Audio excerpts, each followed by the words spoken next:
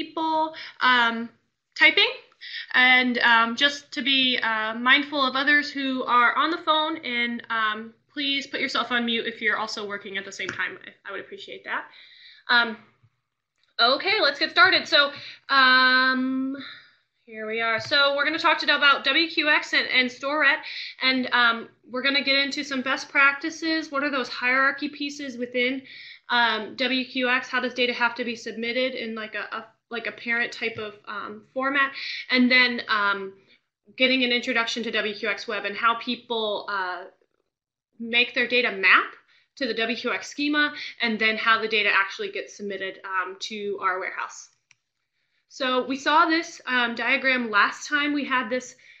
We had the data discovery piece. So I just want to reiterate, I'm not going to go through the whole diagram again, but primarily what we're going to be talking about today is the WQX schema, but mostly a little bit more on the WQX website. So most of our data submitters, probably on the phone, are more WQX web going to interact with WQX web more, but the rules that we talk about, so when something's required, it's required for both WQX submissions and WQX web submissions. And so those are the pieces, as well as that exchange with using the Exchange Network to StoreRet, the warehouse in which people can retrieve data. So the first thing I want to talk about is WQX Web.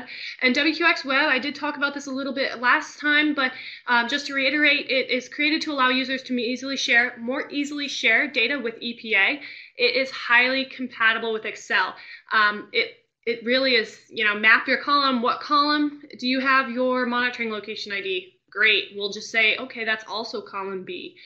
So we can map that out. It's great for small data owners, so people who have more discrete projects and don't want to set up an entire database for 2,000 records. So it's really nice to be able to communicate that information. Some of those organizations might be tribes or your volunteers or even specific projects within the EPA. We actually did an entire day training today working with specific projects for Region 2. And so getting those projects within EPA mapped to WQX, such as the ocean dumping program, working with each of the regions to get that data in.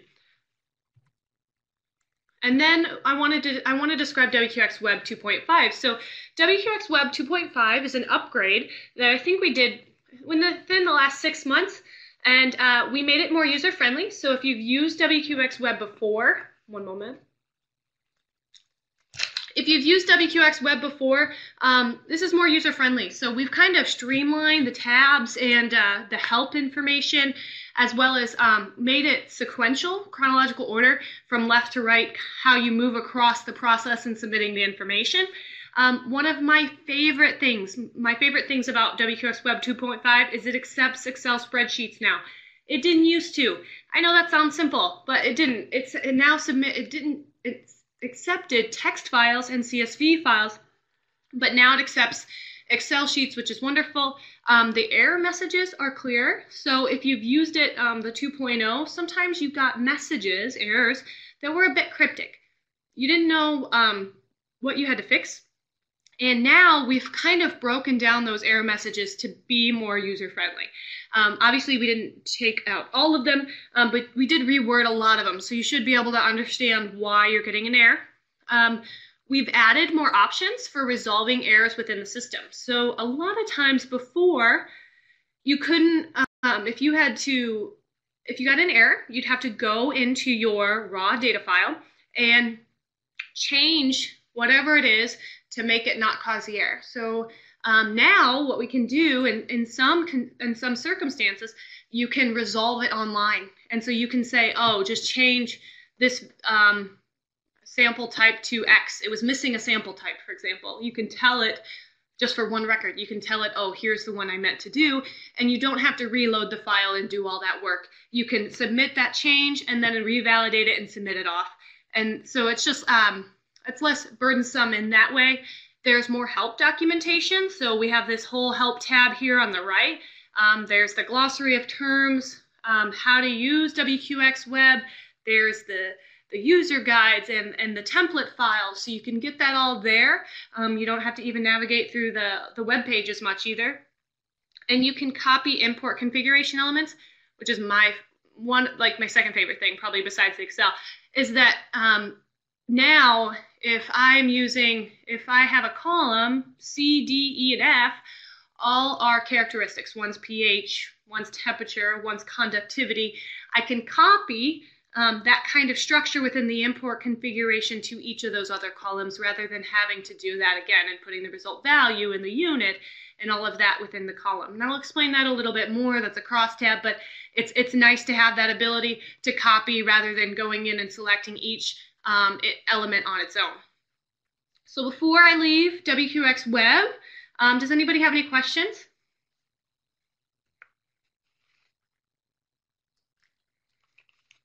Okay, so let's get into some common data errors. So I want to talk about some common data errors for you guys to understand up front that there are certain things that, although we like to know, we know that WQX can map to your data set in most cases, there are some things that even WQX web import configurations can't handle, and most databases can't handle, to be honest. So just some things to be mindful of when you're storing your information, and then it'll just make it that much easier to share your data. So that first thing is data not provided in electronic format. So if you are getting a PDF from your lab, I encourage you to have a chat with them. Figure out if you can get it in an Excel format or even a text or CSV format. Getting it in a PDF is not desirable. So it's not easy to take data and upload it via a PDF. So you can still get it from them in a PDF if that's what they want to, but I would also ask for another format.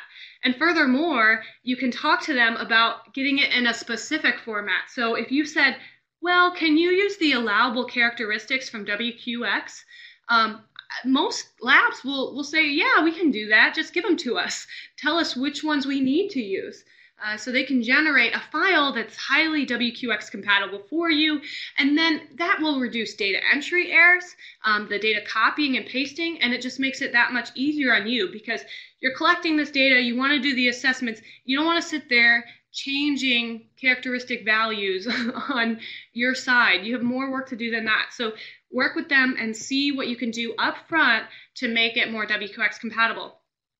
And then other automated data recording. So data in electronic format is great. You can do it in other ways too. So not just from the lab, you can get it off your probe. So if you have a probe that can store discrete measurements, that's great. Download that and hang on to it. It's always going to be in the same format. That's what's so great about the probe data. It's going to always put your salinity in column 5, and so you can always bank on that. And so you can make an import configuration that matches that, and it expects salinity in column 5. And the same thing with other automated data recordings. There are apps and electronic field data reportings. I know NARS has an app for recording their data, for their field data, but then other people have apps. So there are certain apps that people build to be WQX compatible, or database apps that you can just store on your phone and then submit them and load them as a text file into an Access database. So explore that, figure out how you can minimize data entry error or transcription error. So if you wrote down 15 and someone else sees a 6 because the way you write, it just eliminates those errors instead of the 5. So it just eliminates those errors, and the more you can use electronic format, the better. Be aware of Excel. And so this is my next point. Excel will convert anything that looks like a number into a number. And so being mindful not only about how Excel is transferring your information, but how you come up with monitoring location IDs, for example. So if you have the number 32 for your monitoring location ID, but you have a 032, Excel will change that in a heartbeat to 32 because it won't keep that leading 0. There are certain custom formats you can do in Excel to make it not take away that leading zero, but the leading 0 is not a best practice because it's a chance of being misrepresented. And so one change to that, one thing to consider is like ML032, and then that leading 0 won't be lost because it's within that level. A couple other things, dates and times get changed. So for example, dates can be changed from July 21st of 2008 to a 5-digit number starting with a 3 or a 4. So that 5-digit number is the count of days since January 1st of 1900. And so what it's doing is it's calculating how many days it is from then to this July 21st, 2008. And so it's changing it to a number on the back end. And we don't want that because nobody knows what 39650 is. So just being mindful of that, check it, make sure your format's on date. And times, your times can be changed to a fraction because especially if you have just an hour minute time date, it'll have the colon in between the hours and minutes, and sometimes it'll change it to a fraction. And so just checking those things. Or another thing you can do is you can change them to text fields. That'll retain the leading zero, that can retain the leading zero in the 7 in the July, so you could have 07, and it could change it would retain your time. But just once again, if you went to copy that and paste it in a new sheet, Excel as number, like if you paste it as number, right click, paste as number in another sheet, Excel's going to change your date and your time again. So just knowing that when you're working with Excel, be aware of its quirks, which are great. In a lot of ways it's very beneficial, but just being mindful of how that would be changed when you're using your data. White space or divider rows. So a lot of people like to look at their data. They don't want to look at it all in really tight delimited rows, and it's hard it's sometimes hard to see the information, but I suggest you keep it that way, at least for submissions. So don't create a table up here that's your lab data, and then a table with 5 spaces in between that's your probe data with new headers, in a new table, all purple or pink or whatever color you want to make them, and with their bolded headers. That doesn't help when submitting the data. So although WQX could probably deal with those spaces in between the two tables, it can't deal with those additional headers. So those headers, it's going to think that's data. And so when you say sampling location, it's going to think sampling location, the word, is the station ID. And so that's not data. And so that's why putting in those kind of formats isn't beneficial. And the EDD that you get, the electronic data deliverable from your lab, should not include any rows like that either. And I'll show you that here. So if we see here, this is an example file, someone has a different analyte header here, and then they have the same fields across the file. So they have the date, they have the method, the units, all of that, and then they just said trace metal analysis. Well, the trace metal analysis is something that they might know that cadmium, selenium, arsenic, and lead are under, but it's not necessary for us. It doesn't get grouped under that within WQX. So we just need it as the analyte. So what we would do is we need to remove that trace metal analysis completely, and then just get the data out of the information. Another thing is the analytical methods are not included in the data set. And so WQX requires an analytical method and method context, so who owns that analytical method for results from a sampling activity. So that is data that was sent to a lab. So if you sent data to a lab, we need your analytical method. So I suggest that when you ask your lab to get you data in electronic format, you ask for the method attached with it too, and the context if they can. Well, they should be able to, but you don't have to have the context necessarily in the data set. You could do a WQX translation and say, when you see result analytical method 903, also add the US EPA context. So you can do that, but you can do both. You can tell them to please provide me with the analytical method and please provide me with the context of who owns that. You can push them out in 2 different fields, whatever you want to communicate with them. You can use allowable values. You can give them what the allowable values are for methods. And so then they can give you it in the exact format that WQX is looking for. So if you see 4500-N, it's not EPA 4500-N. Because WQX is expecting the 4500-N, and then the US EPA in the other column. So just being aware of how those allowable values work, but then also that there is some wiggle room with that using the translations if you put in some effort on the import configuration side within WQX Web.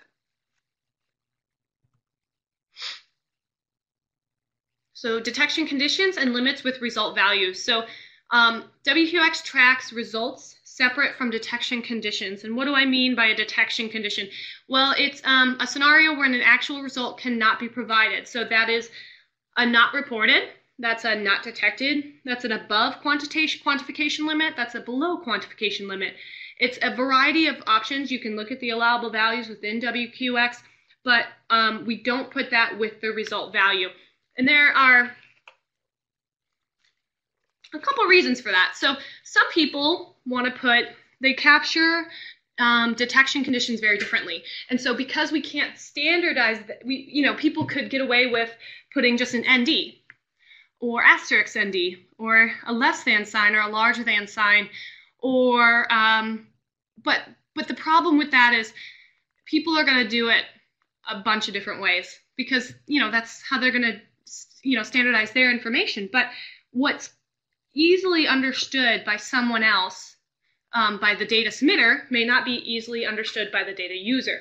And so by separating those out, we can find the user can then map to the not reported or not detected, and then we leave the result value blank. In addition to leaving the result value blank, we don't put in the method detection limit or the result detection limit like some people would like to do, because we provide that with the information. So we say if there is a result detection condition, what is a result detection limit value?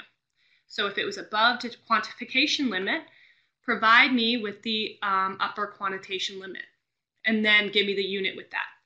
And so people provide that information so that if you want, you can use half the upper quantitation limit, or you can use equal to the upper quantitation limit. And the user, the end user, the reuser, can use the data for their own analyses and are pigeonholed into however the original submitter captured it. And here's that concept being described further. So if you have a result detection condition, detected not qualified or present above quantitation limit, you do not provide a value or a unit with that value. But you do provide the limit type, so the upper or lower, the measure with that limit, and the unit. And then if you have a result value, you do not put in a result detection condition. And so the rule is you don't have to put in the detection limit types and measures or the unit when you have a value, but you can. I mean, that's more metadata. So if you wanted to put the lower quantitation limit for these, just so people know that that data is in line with the limits that we provided, you can. You're not required to, but you're not limited to that either. And why, another reason why we have to have them separate is we separate them out on the import side, but WQX combines them back together on serving the data out. So it has to be captured separately so that we can have users, we have to have the columns with different rules so that we can limit the allowable values to not detected or present above quantitation limit, but we put it back together so that the reuser then can say, they can find all the results in one column. It's just easier on data reuse side. And here's that further explained. Copper, I didn't have a result, and I just say, oh, I didn't detect it, and then here's that lower reporting limit that I want to put in there. And you can put multiple result detection limit types in. You could put a method detection limit. You could put a reporting limit, all of that information. You could put multiple limits on each of your data sets if you wanted, if that's just more metadata. The more data, the better, to allow the user to make their own decisions. Another common issue are values don't match the WQX spelling. And what I mean by that is we have allowable values. We have an allowable value for our characteristics. So you call something DO, but we call it dissolved oxygen, comma DO. And so the reason why we do that is that it standardizes it for that end user. So when you go and pull data from WQX Store or the portal, you're going, oh, I'm looking for dissolved oxygen. And you don't have to select dissolved oxygen, you don't have to select DO, you don't have to say oxygen dissolved, you don't have to find all the ways people sent the data to WQX storette to get that information out. There's one way to capture it. You can grab that characteristic down and use it for your analyses. So we do the mapping here on the data import side, but it just makes that data use so much easier and streamlined. You can have the EDD follow the standardized lists of WQX allowable values. So you could tell them they need to use dissolved oxygen, DO. You could also provide them with the allowable value tables listed here. So you can find those domain values for every field that requires a domain value, those allowable values such as characteristics, activity types, all of those. Or you can account for it in WQX web translation. So say you're dealing with a data set that already says nitrate plus nitrite as N. But what WQX says is inorganic nitrogen, nitrate, nitrite. So we can say, okay, every time you see nitrate plus nitrite, make it equal to inorganic nitrogen, nitrate, nitrite. So what's that equivalent there? And so if we're working with data sets that already have allowable values that are off, we can do translations. This is an example of just one habitat, more observation level translation that we've done. So here's one that we have. The photos taken, yes or no, that was a none. But most things we can find a translatable value for, and if we can't, we can add new ones. So if you're collecting a taxa, for example, that is not yet to be recorded in IDIS, we can add it. You know, we know if you can provide us with the link to the URL with the appropriate documentation for that, we can add it. Just please send that to us. But we also might come back and say, hey, no, that's actually retired now. Here, please use this. So we do add things, but we try to control it as well based on what we know about the standards list existing at that time. Data entry errors. So this is, with manual data entry, there's a high propensity for errors and typos and error transcriptions. So wherever possible, use the electronic files as I described it before. Work with your lab, use probe generated files, and then be mindful of those files too, though. Make sure your lab did everything correctly. Check that their unit of measures are correct. If you see an error on the import side that says, oh, that analytical method doesn't exist and they were supposed to be using allowable values, check that out. You know, you may not need to add a new one. It may just be a misspelling. That happens a lot with taxa. Somebody might drop an S or whatever. So just be mindful that people make mistakes when entering that information to begin with at the lab. And so just double checking that. That's all part of that QA process. And then also make your make WQX web map to your data set. So I highly encourage this. So whenever possible, especially if you're going to continue to submit data for a project, try to make WQX web import configurations match to your data set. So that makes it sustainable. So you can stick with your data storing strategy that you have, that you've done for years, but you can still submit it to WQX. You're really just saying, my language here in Spanish is your English, or German, or whatever, or we're speaking Spanish, that's fine. But we're just translating it and not changing what's on your side and not changing what's on our side, but just making that translation between the two data sets. And then even so, data entry errors, you want to catch these before they come into the system. So WQX and WQX storette is of documented quality. So you provide the metadata associated with the information, and we require certain levels of information for that quality, but we don't do the QA for you. So we're expecting that data is final before it's submitted to us. If it's not, you can label it as preliminary, but that won't come out as to the public because we only submit final data. We want that QA data. So make sure you're doing the QA prior to submitting that information to us. And there are some things you can do for QA. You can put some thresholds on certain characteristics, such as pH, so nothing ever goes over 14 or under 1. You could do method speciations, defaulting values. So you could say every time we have nitrogen, as n, total nitrogen is as n, or every time I sample phosphorus, it's milligrams per liter. So you can put in those defaulted values within databases, or even sometimes within, if you have formulas within Excel, you can validate your results against your thresholds during batch import and manual data entry. So you can do tables or graphs of your data before you submit it, and you say, oh, that's a weird outlier. I have a nitrogen value of 4,500 milligrams per liter. It was probably 4.5, or whatever it might have been, but just checking that information. And like I said, configure those default values for numerous data elements. And lastly, one of the great benefits for WQX is monitoring locations, managing long-term data sets. So because we submit information under a monitoring location, we submit the monitoring locations first. And so all our results reference an existing monitoring location.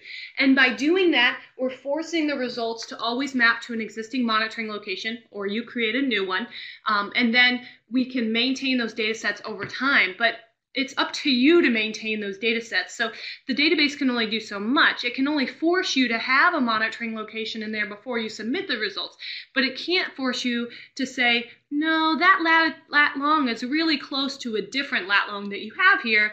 You should check that out. So that's up to you guys to then use mapping functions, limit who can add stations, or have one master person who decides whether a new station needs to be added or that data could go with a different station. Use GIS tools to identify duplicate locations. So use ArcMap, use the Geo platform. You could use even the mapping functions in the portal. So we can, if you've already submitted data, you can see where those stations exist and say, no, that might actually, you might question yourself. You might say, oh, I sampled near there and I already have a monitoring location. So use the tools that are given to you and make sure to maintain that monitoring location, because that's why we're doing all this, so that people, not only you can use that information, but other people can know, oh, that's all the same monitoring location, and make very similar, water quality decisions now and in the future. Develop procedure for merging duplicate locations. That might be depending on, I think this is very dependent on your program. So if you're doing something for compliance, a duplicate monitoring location may be very different than if you're doing something for assessment decision. So if you were doing something with compliance, end of pipe might be very different from 200 yards downstream. But if you were doing something for assessment unit, you might be okay with that 200 yards downstream. So that's going to be something you need to develop within your own programs and kind of standardize with each other. Another thing, your GPSs. If you're using GPSs, you can load or store your monitoring locations in your GPS. So you can go to a site and make sure you're at the same site again, or to make sure that your tech knows that there's an existing site there and they don't try to create a new one. So there's little tricks like that to maintain those stations to avoid that altogether.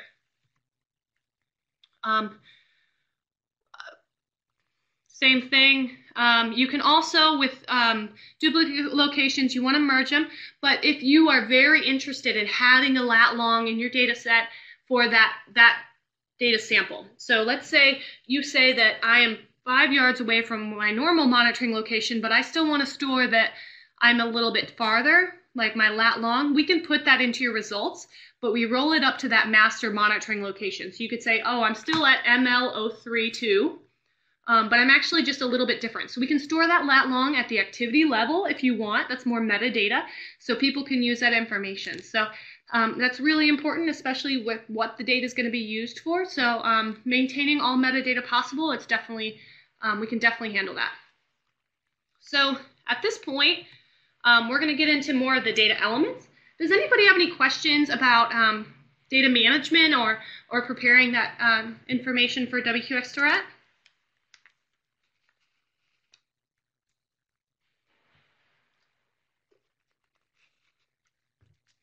Okay, I'll keep chatting. Okay, so there are some primary data elements within WQX that must exist to submit your information, and that first one is your project. So you have a project, and that answers the question, why are you sampling? And then it's really the overall purpose for your sampling. It doesn't need to be a year dependent. It doesn't need to be overly specific, but it needs to be the reason why you're sampling. So one might be an emergency response, and one might be your normal sampling. To me, those would probably be different projects because they were sampled for different reasons.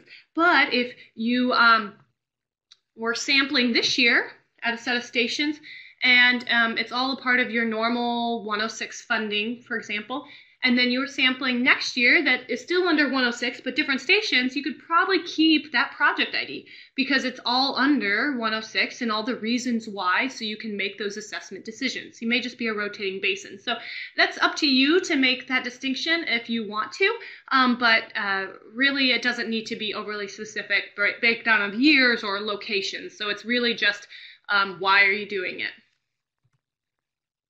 And then we have monitoring locations. So we have monitoring locations answering the question, where are you sampling and what type of water are you sampling? So you load those first, like I said, and then you'll reference them with your results from here on out. And then if you ever add a new station to your sampling routine or to emergency response, for example, you can add that here. You would only add the one new one that you're adding. So you don't need to submit projects and monitoring locations every time you submit data. Just the first time that you need to reference them. And you need to indicate what kind of location that is. So you're going to want to put in like river, stream, or lake, even ponds.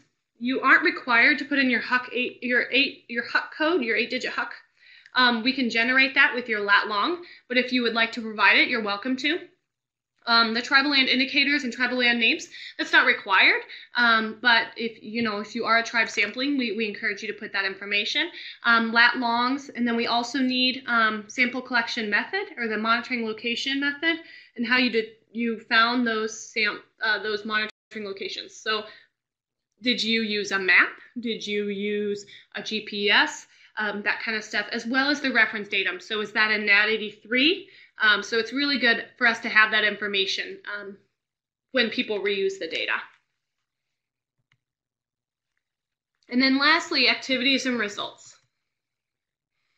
So they answer the questions, what are you sampling, when are you sampling, and what was that result? And then a lot of other information, but I'm using that WQX web template here to describe that, but your data doesn't have to look exactly like this. Activities and results can come up in many forms, but this is just one of the more common ways. And then you have these activity elements here, columns C through H. These are talking about the sample as a whole. So when we call a sample, which may be similar to the way most of you guys call a sample, is we call it the activity is the sample, which is all the parameters, so the analytes, collected at the same location, at the same time, using the same method and equipment and the depth. So that's all one sample. But then if you used a water bottle for your lab data, that's a different sample because previous you might have used your probe. So those are two different activity IDs because they're technically two different samples. And then when you submit things such as lab data, that comes in with new conditionally required values. So what do I mean by that? Well, I mean, if you're submitting lab data, I need your lab analytical methods. I need your sample collection methods. I need, detection limits and that kind of thing. So those things don't exist as much with like the probe data, or I'm sure they do a little bit, but it's just not as crucial. But with your lab data, we really need that information. We can also capture things such as duplicates or lab blanks. So we can put all that information in here. That's just a different activity type, and then is a different activity ID because it's a different sample. It's a completely different sample. So this is the schema side. Does anybody have any questions before I open up WQX Web?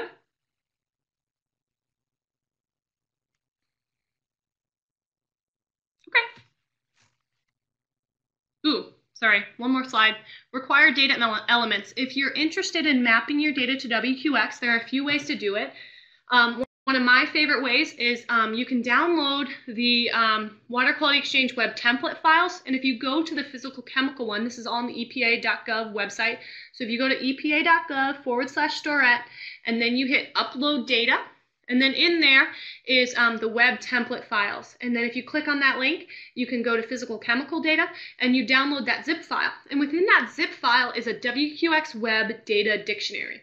The WQX web templates exist, so if you don't already have a data storing strategy, you can use those, and then it would be pretty seamless to load to WQX.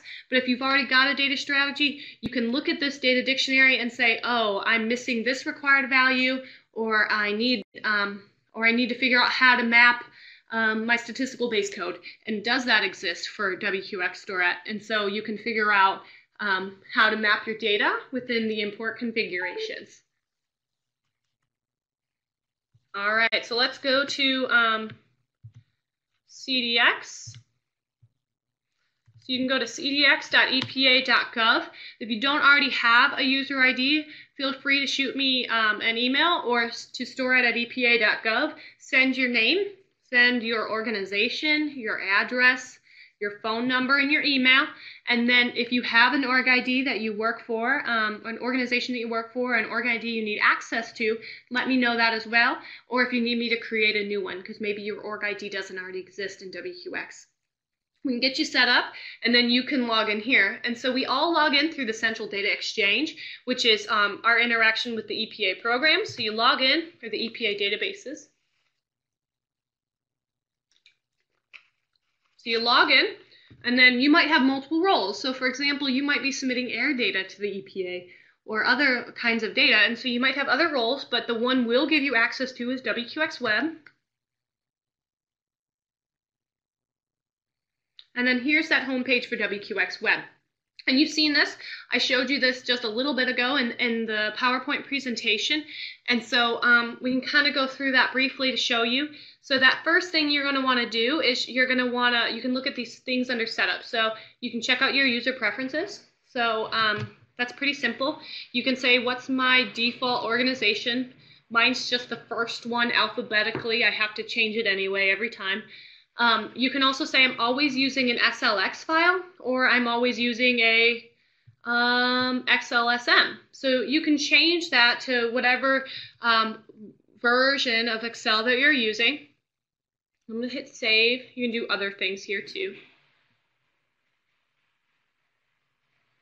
You can go in and you can see what organizations you have access to. You may have multiple, you may only have one, but it's who you can submit data to. So who are you validated to submit data or information for? And then you can create import configurations. So as I said, you have import configurations that map your data set. And then this is as simple as it is. So you just go to add new. And I'm going to say from scratch. You can do an existing one or borrow one from somebody else. But I say from scratch, and I'm going to say projects. So I'm using a file down here. I'm going to say continue. So I'm using a file down here on my lower right that is a project ID file or a data set that we have. And so here in my data set, I have my projects. So this first one's project ID. My second one is project name, and my third one is project description, A, B, and C. And this from scratch template maps this one perfectly. So this import configuration can submit this data. No worries. So then you save this, and you can say name, so test OD projects. I can say this is actually, I think we might need to, oh, it's got the macros, so it's still just an XLS. So it's actually in, let's see, it's in sheet number 3. So with Excel, I said that we can now submit it, but we also have to indicate what sheet we're working from. So we're working from the 3rd sheet, and so we tell WQX, no, it's not the 1st, it's the 3rd. And so we do that. And then we can also change the org ID. So we can say I'm submitting data for, I'm going to use WQX test for an example. So we have a lot of options for org IDs that's going to list here. You'll see just the limited amount that you have access to, but you can select one. Let's do one for test.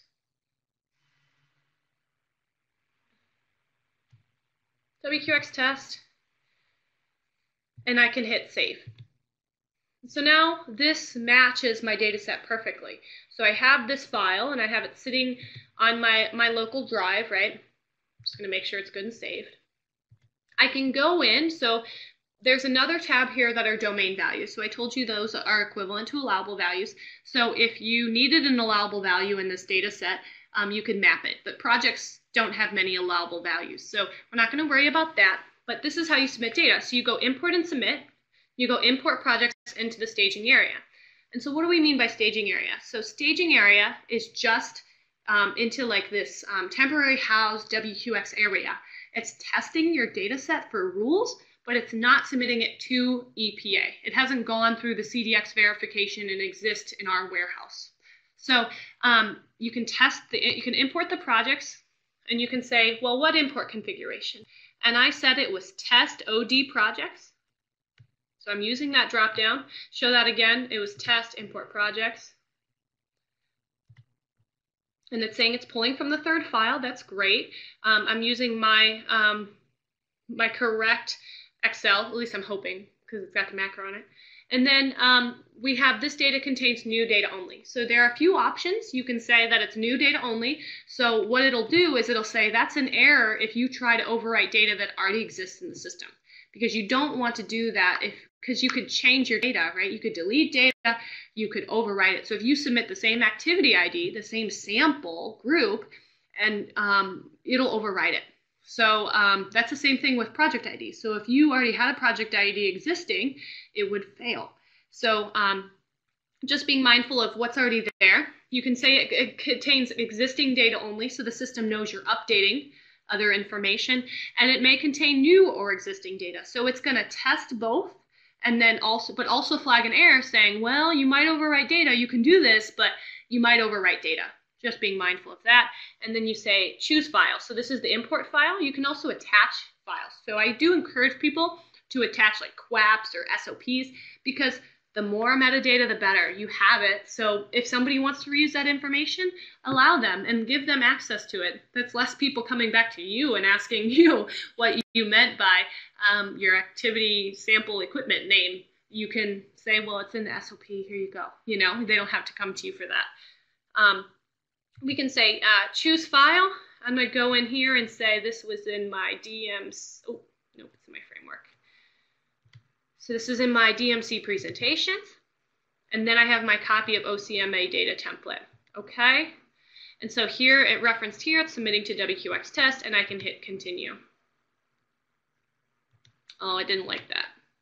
Let's try this.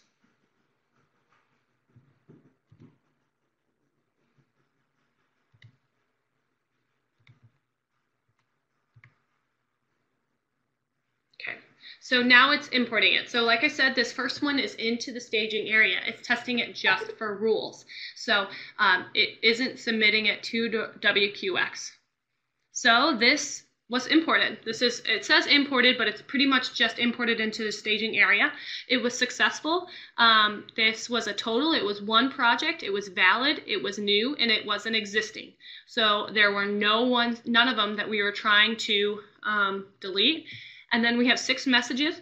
If we had errors, we'd get those here too. But these view logs just say, hey, I went through it, I imported it, I checked for rules, and we're done. And so now you can hit, to finalize that submission to EPA, you hit export and submit to CDX. And then it says who's submitting it, and it's me. You know, my information is captured along with that submission. You hit continue, and then it'll parse through that as well, getting it into CDX. Over here, the data sets are temporary, will change, and it'll say submission successful. So this is how you submit information. It gets more complicated the more data elements you have. So if we look at this file, we have stations, right? So we have this station ID, name, lat long, depth. So we probably wouldn't map this information, the comment or the depth with it, but we do need the GPS, if a GPS was used. We do need NAD83. I do need other information sometimes, like what kind of station is this? Is this a river stream, or is this a lake? So it gets more complicated the larger data set, but you can find that here. So when I said that you can go to the data dictionary, you can find that. So you can go in here and say, oh, well, that collection sample or the collection method for the sample or the station is required. And so you can go and find, oh, that's why. I need to add that to my file. Same thing, your results. So say you have, I'm going to move over here to the results. You can go in here. This is the type of thing where you're going to want to translate the values. So we have nitrate plus nitrate as N, which I described before, but WQX is looking for inorganic nitrogen with parentheses nitrate plus nitrite. So we can map that. We can create translations within those import configurations. As an FYI, it completed at CDX. It did submit to WQX tests, and it was submission complete. And so it generated an XML file because WQX Web creates the XML file to go to WQX. We don't have to worry about that, but it's creating it for us. But within the import configurations, with the couple minutes we have left, I am going to show you something I worked with today. We can do translations. So we can say, when I'm saying, let's do this. When I say a certain medium, what I mean, when I say aqueous as a medium, what I mean is water. And so this is the value that WQX needs, but you can have it the way you want for your needs, but we need it to be converted to our language. And so that's what these import translations do for your import configuration. So this is a results and activities import configuration. So you can put those translations. You can also put generated values. So you can say, well, I know that all of my data is water, so I don't need that water value in my data set, right? So this is all water data, hypothetically. But the water categorization isn't in this file. But what I can say is, I can say, oh, well, just add the media name. Okay, so add that, hit OK. And then make that a default. So change that to water. So every time you see my data for this import configuration, it is containing water data. But you want to make sure that when you make those assumptions, that's correct for all the times you're going to use that import configuration, because you don't want to misrepresent your data. But you don't have to have all those WQX required elements directly in your file, especially if they're the same for every row of your data set, because I can see how that can be frustrating to add it when you're not even going to use it within your data submission. So there's a lot of flexibility within the import configurations to submit information. So if you're already having a data management strategy and your data looks like this, it doesn't look exactly like the template, but we can work with it. The largest work is going to be the translation of the characteristics. So what does ammonia as N mean? It means all ammonia, capital A, all lowercase ammonia, and we remove the N and put that in the speciation column. So that's probably the most work that this file will have to import into WQX, maybe the methods conversion here too. So it's not limited to the templates. I think that's my biggest take-home message. So I know a lot of people have seen the WQX web templates. They've served a great function for us, and it's great if somebody doesn't have a method to store their information yet, but it's not the end-all be-all of WQX submissions, and we can definitely work with you on these data sets. And that first place to start is that data dictionary. Looking at what's required of your data set and what you're missing. So at this point, I'm going to stop here and see if anybody has any questions. I know I covered a lot.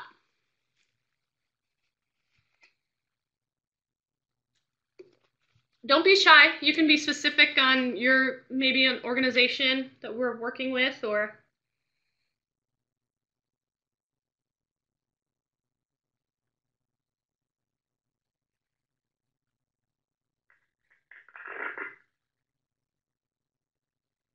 Laura, this is Chris McCarthy, Region 4. How hard is it to get more data field data? Into WQX or into your data set? The WQX. So that is it's a schema change.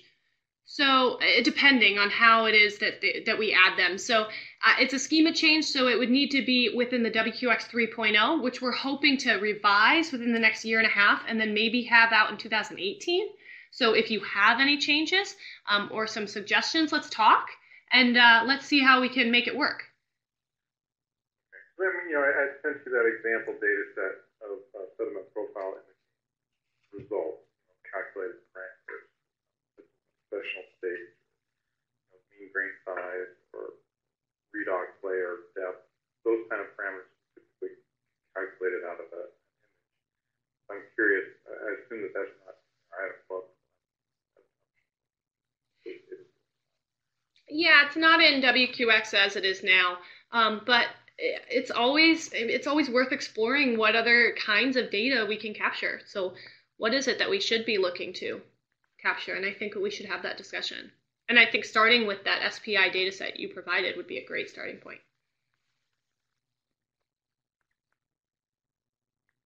Any other questions or comments?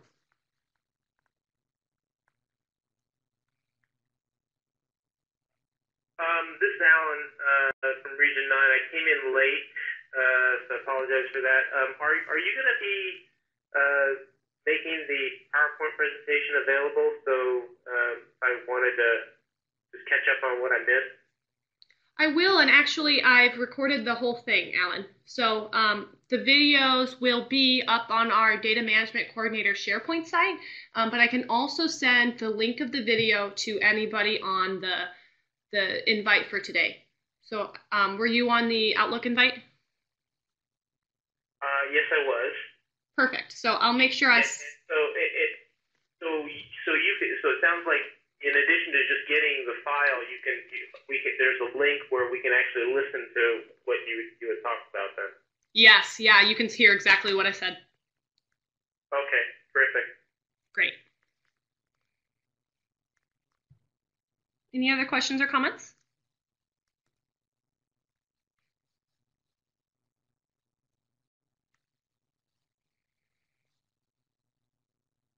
Okay, well, if you guys need anything, if you're mapping data sets, feel free to call us at StoreIt or call or email our StoreIt help desk. You can email us at storit@epa.gov. You can email me or call me too directly, and then we can get you set up on how we're gonna migrate your information. So I think with this intro, you guys can see how data gets submitted to WQX and how it can apply to your program. So you don't know the specifics yet, maybe about what information or what your data set's going to need done to it to map to WQX, but you have an idea of what we can do, what power we have with the WQX web import configurations, and the level of effort it might take on your side or your approach in data management. So I hope you got something out of this, and I will talk to you later. Thank you, everyone. All right, thank you. Bye-bye.